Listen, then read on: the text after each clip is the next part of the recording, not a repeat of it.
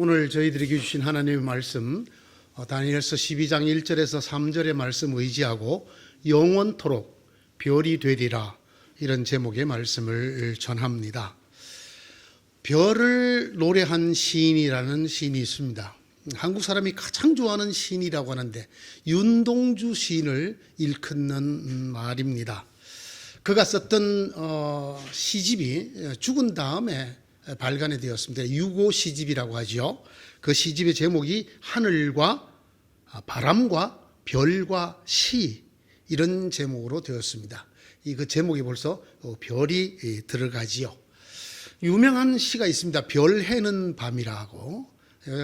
저희 때만 해도 교과서에 실려 있던 그런 유명한 시였죠. 별 하나에 무엇을, 별 하나에 누구를, 별 하나에 어머니 뭐 이렇게 되어 있던 그런 시 기억나십니까? 윤동주 시인의 가장 사랑받는 시가 뭘까요? 서시라는 시입니다. 서시. 죽는 날까지 하늘을 우러러 한 점 부끄러움이 없기를, 이렇게 시작하는 그 서시에도 별이 나옵니다. 별을 노래하는 마음으로 모든 죽어가는 것들을 사랑해야지. 오늘 밤에도 별이 바람에 스치운다. 이렇게 끝나고 있습니다. 사실 윤동주만이 아니고요. 시인들 중에 별을 노래하지 않은 시인은 거의 없습니다. 시인뿐만이 아니라 예술가 중에 별을 노래하거나 별을 그리지 않은 사람은 거의 없습니다. 대표적인 화가 별이 빛나는 밤에라는 그림으로 유명한 고흐라는 사람이 있지요. 롱강의 별이 빛나는 밤이라든가 별이 빛나는 밤 등 아주 유명한 작품을 남겼지요. 근데 여러분, 아주 의외적으로 여러분 절규의 화가인 뭉크를 아십니까? 이렇게 이런 얼굴로 절규하는 모습을 그린 그 뭉크라는 화가도 똑같은 이름, 별이 빛나는 밤이라는 제목으로 그림을 연작으로 그린 것이 남아 있습니다. 아마 가수들 중에는 별을 노래하지 않은 가수가 없을 겁니다. 어떤 가수가 부른 노래 제목은 아예 별이 빛나는 밤에, 제목 자체가 별이 빛나는 밤에이죠. 여러분, 별이 빛나는 밤에 하면 생각나는 라디오 프로그램이 혹시 있으십니까? 장장 60년째 하고 있는 프로그램이라고 합니다. 이게 굉장한 장수 프로그램이죠. 이 별이 빛나는 밤에 이런 가수들뿐만 아니라 많은 예술가들이 이 별을 노래했습니다. 제게도 별이 남아 있습니다. 제 가슴에 남아있는 가장 아슬한 별은 프랑스 작가 알퐁스 도데라고 하는 사람이 쓴 별이라는 단편입니다.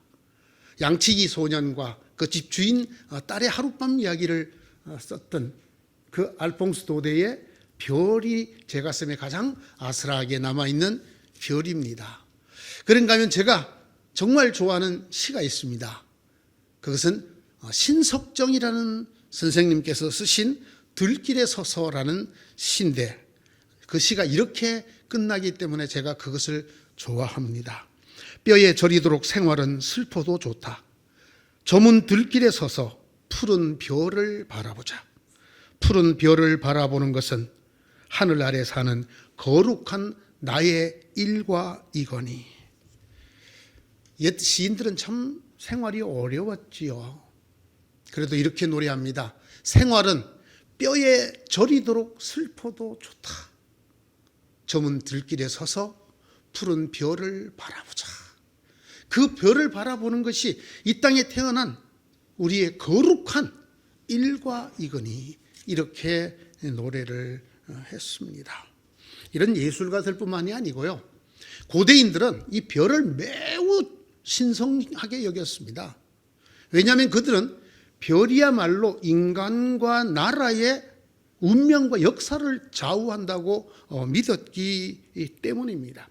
우리가 이 땅에서 이렇게 저렇게 사는 것은 다 저 위에 있는 별들이 결정한다고 생각을 했지요. 그들이 이렇게 생각하는 데는 이유가 있었습니다. 그건 바로 그들이 본 별의 특성들 때문이지요. 여러분, 별하면 제일 먼저 떠오르는 게 뭡니까? 이게 하늘에 있다는 것입니다. 하늘에. 이 땅에서 아무리 찾아도 별을 찾을 수가 없습니다. 이 땅의 가장 높은 곳에도 별은 없습니다. 인간의 손이 닿을래야 닿을 수 없는 저 미지의 세계, 저 신비의 세계에 별이 있습니다. 그래서 이 별은 사람들에게는 신비였고 미지였고 이것은 신의 계시처럼 들려졌고 운명이고 또는 그들의 간절한 염원이기도 했습니다.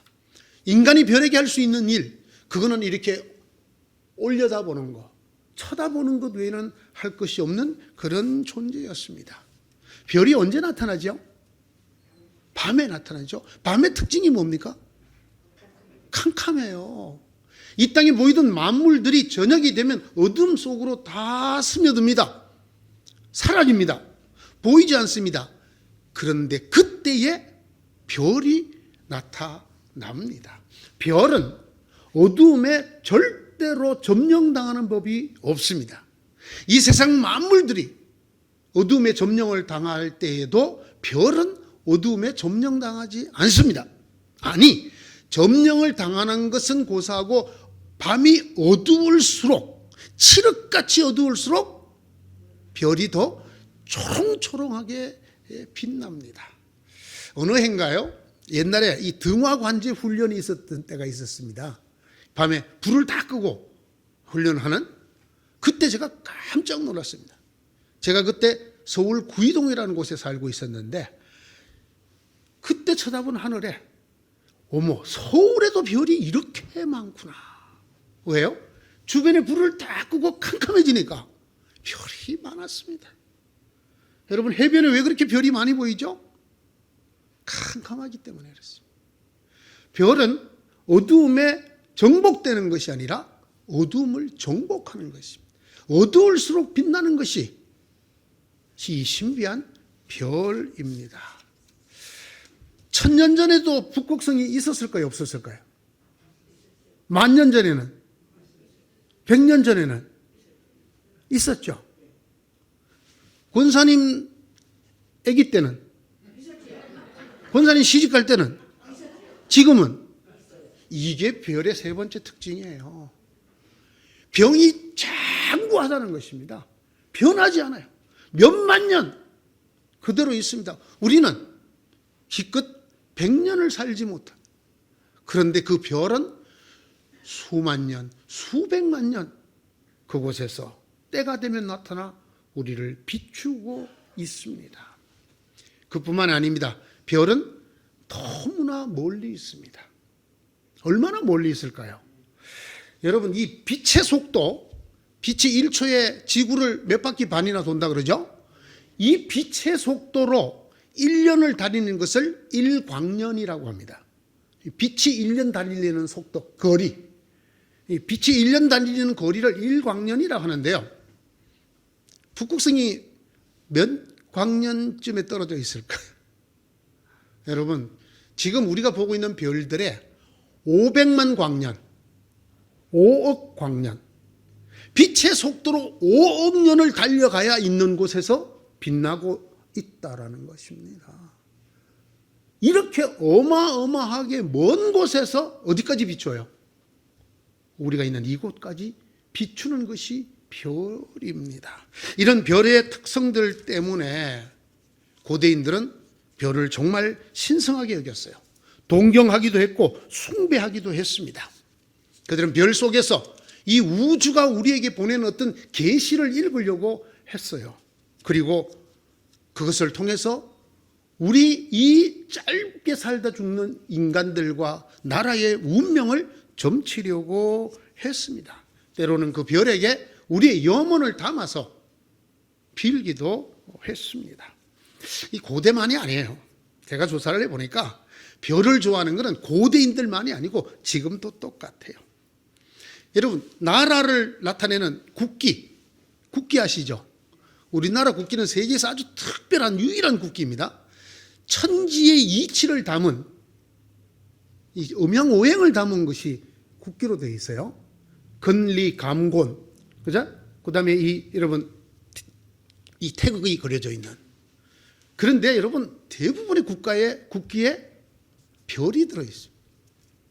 이 별이 들어있는 국기 중에 제가 세 가지만 한번 예를 들어 보겠습니다. 미국 국기. 이름 자체를 성족이라고 합니다. Stars and Stripes. 별이 얼마나 많은가? 전 세계 국기 중에 별이 제일 많은 국기가 미국 국기. 별이 50개 들어있어. 우리 어렸을 때 딱지치기 할 때 별이 나오면 제일 높아. 근데 나중에 이 별이 아주 기하급수로 늘어나. 옛날에는 별 한 개만 나오면 딱지 다 따먹었는데 그 다음부터는 별이 막 열 몇 개짜리, 20몇 개짜리도 있는 거예요. 알고 봤더니 미국 국기에는 별이 50개나 들어있어요. 여러분, 중국 국기 이름이 뭔지 혹시 아십니까? 중국 국기 이름. 오성홍기라고 합니다. 빨간 바탕에 별 5개가 있다는 뜻이에요. 근데 여러분 그걸 잘 보시면 중화사상이 나타나 있어요. 큰 별 하나를 작은 별 4개가 딱 감싸고 있습니다. 이게 중국이 나타내고자 하는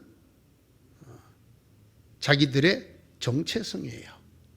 제가 본 국기 중에 가장 심플하면서 가장 별을 잘 쓴 국기는 베트남 국기입니다. 베트남 국기는 금성홍기라고 하는데요. 별 딱 1개 있습니다. 가운데에. 작은 별, 큰 별, 대빵 큰 별 1개 딱 가운데 박아. 우리가 흔히 왕별이라 그러죠. 이 왕별 딱 하나만 있는 것이 베트남 국기입니다. 여러분, 나라들만 이런 게 아니에요. 사람들이 별을 얼마나 좋아하는지 아세요? 군인의 계급 중에 제일 높은 계급이 뭐죠? 별이에요, 별. 군인들의 제일 고위급을 장성이라고 말합니다. 별이 하나라고 원스타, 둘이라고 투스타, 쓰리스타, 포스타, 파이브스타. 여러분, 별이라고 불러요. 연예인들을 뭐라고 불러요? 스타. 이게 무슨 말이에요? 별이잖아요, 별. 인간들 중에 별이라는 거예요, 별. 사람들 별 굉장히 좋아합니다. 제가 식구전 생각이 들어서 별 해는 밤이라는 이 윤동주 시인의 시 제목을 갖고 검색을 한번 해봤어요. 놀라운 게 발견이 됐어요. 여러분, 상조회사가 뭐 하는 데죠? 상조회사? 장례하는 데죠. 상조회사 중에 별 해는 밤이라는 제목을 가진, 상호를 가진 상조회사가 우리나라에 있습니다. 내친김에 찾아봤어요. 별 해는 밤으로 상호를 쓰고 있는 데가 얼마나 되나? 43개쯤 돼요. 제가 이틀 전에 검사한, 다음에서 검사한 것만 40 몇 개가 나옵니다. 식당, 카페 23개, 펜션 13개, 민박집 2개, 모텔도 3개나 있었습니다. 제가 이렇게 별 얘기 길게 하는 것, 성경 별 얘기 하려고 하는 겁니다. 성경에 별 얘기가 나올까요, 안 나올까요? 나옵니다. 어디서부터 나올까요? 창세기 1장부터 나옵니다. 창세기 1장부터 별 이야기를 하고 있는 책이 성경책입니다. 그런데 여러분, 이 창세기 1장에 나오는 별 얘기는 매우 독특한 별 이야기입니다. 고대 근동의 모든 민족이 별을 신의 이름을 붙여서 다 만들었습니다. 신의 이름을 붙여서. 토요일은 무슨 신의 이름입니까? 대지의 신의 이름입니다. 수요일은 전쟁의 신의 이름입니다. 이렇게 이름을 다 신의 이름으로 별들을 불렀습니다. 그랬을 때 창세기는 아니다. 그 별들은 우리 하나님이 쪼물락쪼물락 만들어서 걸어놓은 것들이다.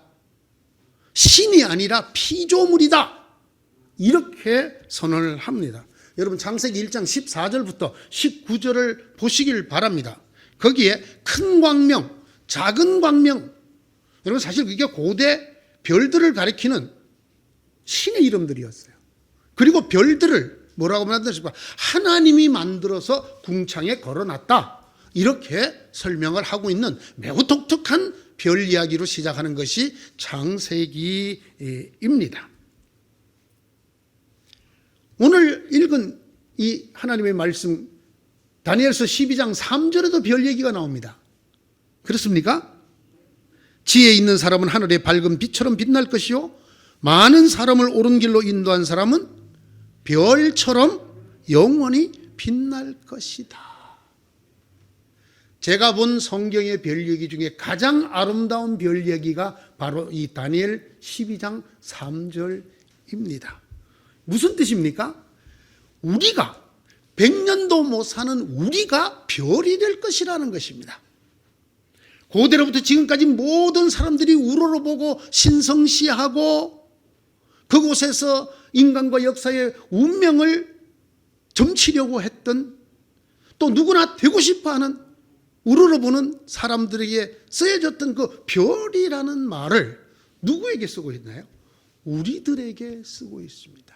너희가 별처럼 영원히 빛날 것이다, 이렇게 성경이 말씀하고 계십니다. 이것은 성경의 선언이고 성경의 약속입니다. 하나님께서 우리 이 연약하고 어리석은 것도 많고 잘못하는 것도 많고 짧게 살다가 죽을 이 인간들이 영원히 빛나는 별처럼, 만년 전에도 북극성이 있었다 그랬죠? 영원히 빛나는 별처럼 빛날 것이라고 우리에게 말씀하고 있습니다. 자, 성경이 말하는 어떤 사람이 별이 된다고 말씀할까요? 두 사람입니다. 첫째는 지혜로운 믿음을 가진 사람입니다. 이 앞절, 지혜 있는 사람은 하늘의 밝은 빛처럼 빛날 것이다, 이 말에 지혜 있는 사람은, 이 말이 똑똑한 사람을 가리키는 말이 아닙니다. 아주 현명한 사람을 가리키는 말이 아닙니다. 이 지혜 있는 사람이란 말은 이 다니엘서 12장 전체를 통해서 설명하고 있는 바, 고난의 때에, 박해의 때에 믿음을 버리지 않는 지혜로운 사람이라는 뜻입니다. 보통 때가 아닙니다. 박해의 때가 올 것이랍니다. 그때까지 없던 어려운 때가 올 것이다. 1절이 이렇게 설명을 하고 있습니다. 어떻게 됐냐면 저 뒤에 가서는 이렇게 말합니다. 매일 드리던 제사가 폐지될 것이다. 즉 예배가 없어질 것이다. 그리고 흉측스러운, 가증스러운 것이 하나님 자리를 대신할 것이다. 그런 날이 올 것이다. 그럼에도 불구하고 거기에 휩쓸리지 않고, 거기에 굴하지 않고, 거기에 무릎 꿇지 않고 믿음의 순수성을 지키는 사람, 끝까지 신실한 사람, 그 사람을 성경은 지혜 있는 사람이라고 쓰고 있습니다. 그렇습니다, 여러분. 정말 중요한 지혜가 뭘까요? 하나님 앞에 인생이 어떻게 살아야 되는 걸 아는 것이 진짜 지혜죠. 사람들 속에서 얼마나 더 똑똑하냐, 내가 얼마나 더 손해를 안 보고 사느냐, 사람들에게 내가 얼마나 유식하고 현명한 사람이라는 소리를 듣느냐, 그것 말고 생명의 주인이신, 인생과 역사의 주인이신 하나님 앞에 어떻게 사는 것이 잘 사는 것인가, 이걸 아는 것이 참다운 지혜입니다. 이 지혜 있는 사람, 그런 뜻이에요. 특별히 다시 말씀드리면 어려울 때가 올 것이라는 겁니다. 어떻게 해요? 예배가 흐지부지 되고, 그리고 하나님을 대신하는 것들이 막 나타날 것이다. 저는 이 말을 들으면서 다니엘서를 읽으면서 어쩌면 오늘날 우리를 말하는 것 같은, 여러분 정말 총알이 빗발치던 전쟁터에서도 예배를 드렸던 우리 윗대분들이 계시지만, 오늘날은 만팡으로 우리가 마음 놓고 예배를 드려도 되는 때에도 예배를 드려요, 안 드려요? 흐지부지, 흐지부지. 이런 날을 다니엘서가 예언을 했어요. 올 것이다. 자, 여러분, 오늘 우리들의 삶에서 하나님 자리를 대신하고 있는 게 있나요, 없나요? 어떤 사람은 과학이, 어떤 사람은 지식이, 어떤 사람은 의료가, 어떤 사람은 권력이, 어떤 젊은이들에게는 쾌락이, 오락이, 신의 자리를 대신하고 있는 것이 오늘날의 세상입니다. 성경은 이런 때를 환난의 때라고 그랬어요. 어떤 핍박이 오고 고난이 오고 이런 날만이 아니라 이렇게 신앙이 흐물어지는, 신앙이 정말 흐물흐물해지는 이런 때 말입니다. 하나님이 우스운 이름이 되는 이런 때, 이런 때에도 여기에 휩쓸리지 아니하고 믿음을 지키는 사람, 끝까지 믿음의 순수성을 지키는 사람, 그런 지혜를 가진 사람은 영원히 빛나게 될 것이라는 말입니다. 13절에 끝까지 신실하라 이렇게 말했어요. 10절에는 깨끗해진 사람이라고 그랬습니다. 여러분, 이 홍수에 먹을 물이 무척 귀하다 그래요. 물은 지천인데, 아니 물에 휩쓸려 갖고 지금 난리가 아닌 나라가 있지, 뭐 통강가 하는 나라. 바닷속에 화산이 폭발해 갖고 지금 수도가 물에 잠겼어요. 근데 여러분, 그때 그 물이지만 먹을 수 있어요, 없어요? 못 먹어요. 그래서 이런 말이 있습니다. 홍수 때 물이 귀하다. 홍수 때 물이. 여러분, 오늘날 교회가 적어요, 많아요? 너무 많아요. 그런데 참다운 신앙을 지키기가 너무 어려워졌어요. 이럴 때 끝까지 신실하고 순수한 사람, 그 사람이 하늘의 별과 같이 빛날 것이다. 두 번째, 다른 사람을 옳은 길로 이끌어주는 사람. 이 사람에게 정말 정확하게 별과 같이 영원히 빛날 것이라고 말했습니다. 너도 나도 믿음을 배반하기 쉬운 세상입니다. 믿음 없이 사는 것이 믿음을 갖고 사는 것보다 더 쉬운 세상이 됐어요. 요즘 젊은이들 사이에서는 교회 간다서 얘기를 못한대요. 너 교회 다니냐? 이런 소리를 듣는 세상이 되었다고 합니다. 오히려 교회를 욕하고 기독교를 욕해야 지성인으로 대접을 받는 그런 시대에 살고 있습니다. 뭐 교회가 세상을 혐오한다 뿐만 아닙니다. 여러분, 세상이 교회를 얼마나 혐오하는지 제가 어디 가서 직업이 뭐냐고 물을까 봐 항상 조마한 사람이에요. 목사라 그러면 바로 쳐다보는 눈이 목사야? 이런 시대를 저희가 지금 살고 있습니다. 앞서 말씀드린 것처럼 가정한 것들이 하나님 자리를 대신하는 세대, 이런 세대인데도 이런 세대에서 자기 믿음도 지키기가 힘든데 불구하고 다른 사람들을 믿음으로 이끌어주는 사람, 이런 사람은 정말 하늘의 별처럼 영원토록 빛나게 해주겠다라는 것입니다.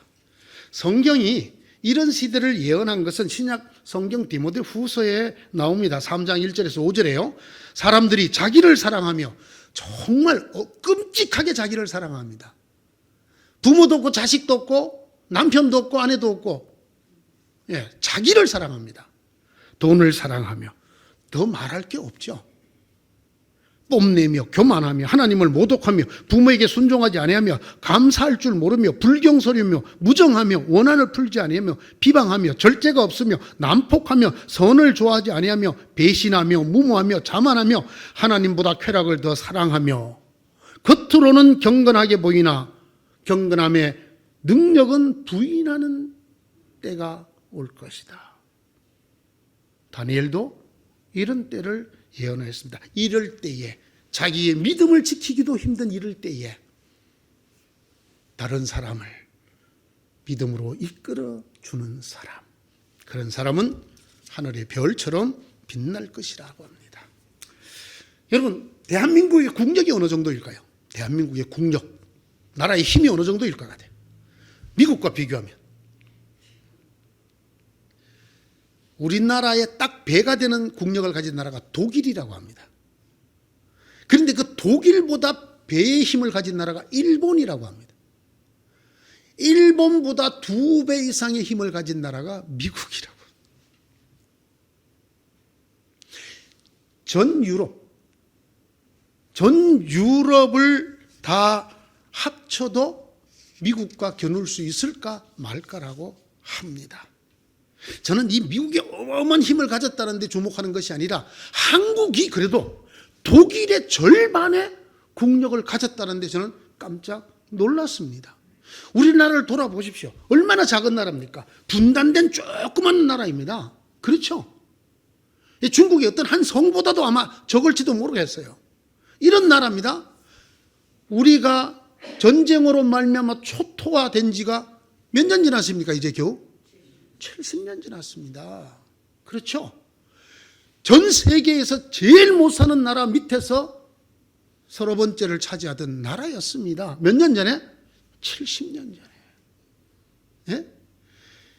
일본이라는 이웃나라에 강제로 점령을 당해 식민지로 살던 그것을 벗어난 지가 겨우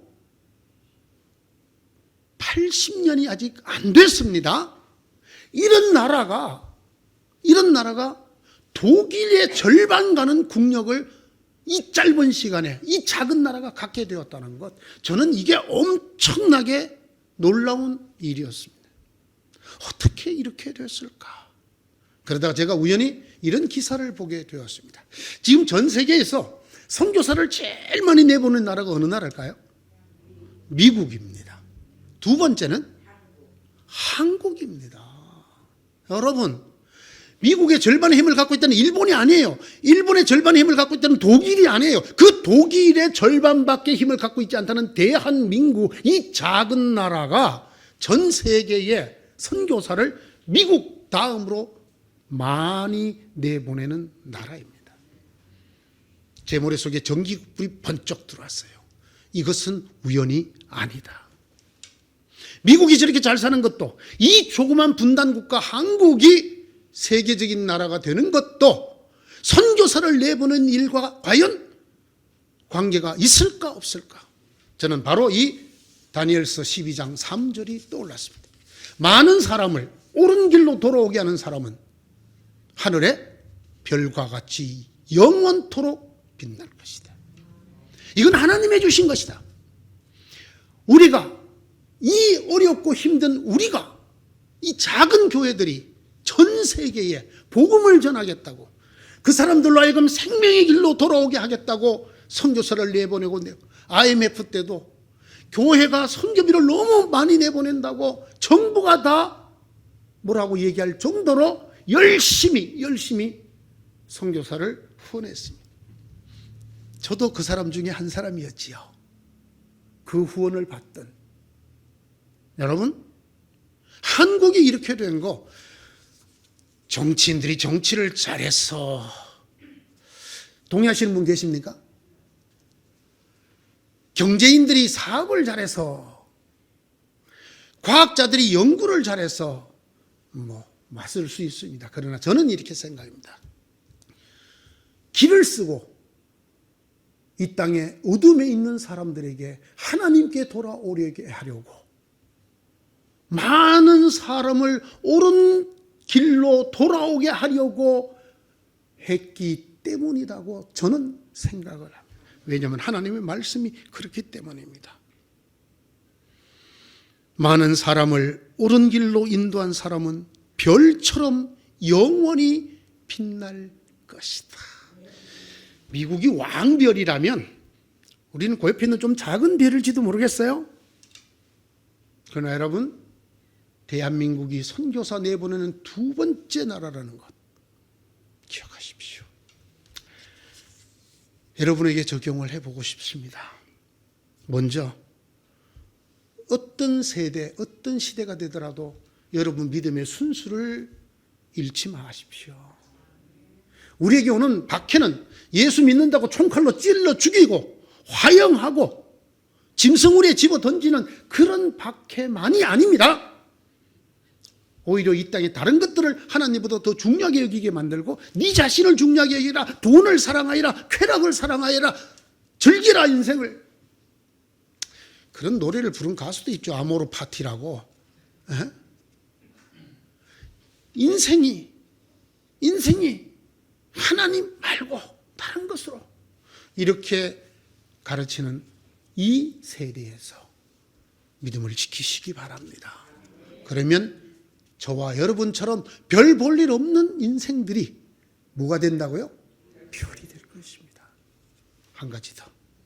여러분의 믿음을 지킬 것만이 아니라 다른 사람을 어떻게 해야 된다고요? 주님의 믿음으로, 바른 신앙으로 돌아오도록, 하나님께 돌아오도록. 요즘 전도하기가 너무너무 힘들다 그래요. 교회 얘기만 끊으면 욕부타는 사람들이 너무 많대요. 너나 잘 하세요. 이런 사람이 너무 많고, 저도 한번 당했어요. 그랬더니 자기가 기독교인한테 당한 이야기를 그냥, 이 목사님 저 목사님 얘기가 언론에 또 수시로 나오잖아요. 이 교회 저 교회 얘기가. 예? 그럼에도 불구하고 하나님은 살아계셔요, 안 살아계셔요? 하나님이 이 역사의 주인이셔요, 아니셔요? 맞습니다. 우리의 인생이 누구를 제대로 알아야 돼요? 하나님을 제대로. 이럴 때일수록 하나님께 돌아오라고 많은 사람을 옳은 길로 인도하는 여러분 되시기를 바랍니다. 여러분, 이걸 전도라고 그래. 전도. 내가 믿고 있는 도를 전한다 이 말이지. 이거를 복음을 전파한다고 그래. 그렇죠? 내 가족이든지 친지든지 친구든지 동력자든지 아는 사람이든지 모르는 사람이든지 많은 사람을 옳은 길, 즉 믿음의 길, 주님에게로 돌아오게 하는 자는 하늘의 별처럼 빛나리라. 그런 여러분 되시기 바랍니다. 영원토록 별이 되어지십시오. 그런 교회가 되기를 바랍니다. 저는 이 교회가 별들의 창고가 되기를 바랍니다. 기도하십시다. 하나님, 정말 혼탁해져가는 세상입니다. 이 세상 속에 다시금 우리에게 맑은 정신이 들게 하는 주의 말씀 주셔서 감사합니다. 참다운 지혜, 이 혼탁한 세상에서도 하늘을 우러러 하나님과의 관계를 바로잡아가는 참된 지혜자 되게 하여 주시고, 이 세상 가운데서도 주님께로 돌아오라고 사람들을 이끌어주는 저희가 되게 하여 주셔서 영원토록 별이 되게 하여 주시옵소서. 이 작은 나라 대한민국이 세계의 별처럼 우뚝해질 수 있었던 것처럼 저희 교회도 저희 성도들도 하늘의 별이 되게 하여 주시옵소서. 예수님 이름으로 기도드리옵나이다. 아멘.